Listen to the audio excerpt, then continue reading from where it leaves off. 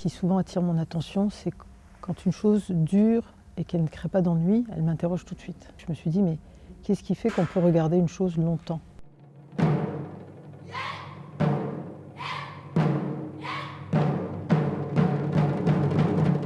J'étais en résidence nomade aux États-Unis. Une des choses qui m'intéressait dans cette résidence, c'était un petit peu de suivre les traces des Amérindiens, d'essayer de comprendre le rôle que tenait la danse en fait, dans leur culture, qui est juste central, essentiel. Vraiment 2 jours avant mon départ, Philippe Bitter de Minneapolis me dit qu'il y a une cérémonie, donc Po'o, qui se tient en pleine nature. Le public s'installe autour et puis au centre, il y a un duit que chacun peut entrer dans ce cercle. Ce qui les accorde, c'est le cercle et le rythme, les percussions qu'ils entendent.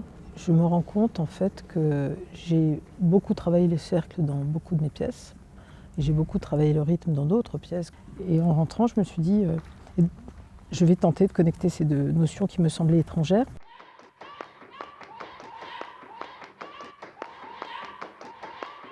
J'ai jamais un profil de danseur particulier. Je les soumets à un imaginaire qui doit nécessairement stimuler des peurs. Certains comprennent que le plateau, c'est l'endroit pour faire ce type d'expérience. Le noir, le public, la vitesse, la fulgurance de certaines images, la perte de contrôle, la non-maîtrise, tout ça stimule les peurs. Et en même temps, est-ce que j'ai la capacité de traverser ça ? Pour ma part, quand il se produit ça, on a une forme de libération très profonde de l'individu qui est communiquée au public. Donc c'est ce que j'observe chez ces danseurs, c'est ce courage-là peut-être. Ce qui est important pour moi, c'est pas de me renouveler en termes de scénographie, de costumes ou de danseurs, mais c'est d'arriver à presque fabriquer un langage différent à partir de ces motifs, ces petites images que je collecte, je récolte dans la nature souvent, réussir à fabriquer un nouveau langage dans le corps, que ce soit le cercle, que ce soit la vibration, que ce soit le rythme. C'est comment un imaginaire nouveau va peut-être, donner naissance à un autre langage.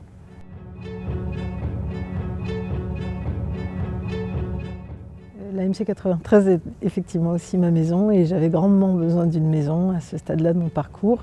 Mais avoir un lieu où on peut se déposer, effectuer toutes les recherches qu'on a envie de... Et elles sont nombreuses dans mon cas, vraiment. Je mène des recherches sur le public, sur la formation du danseur, sur le son, sur la lumière, sur la formation.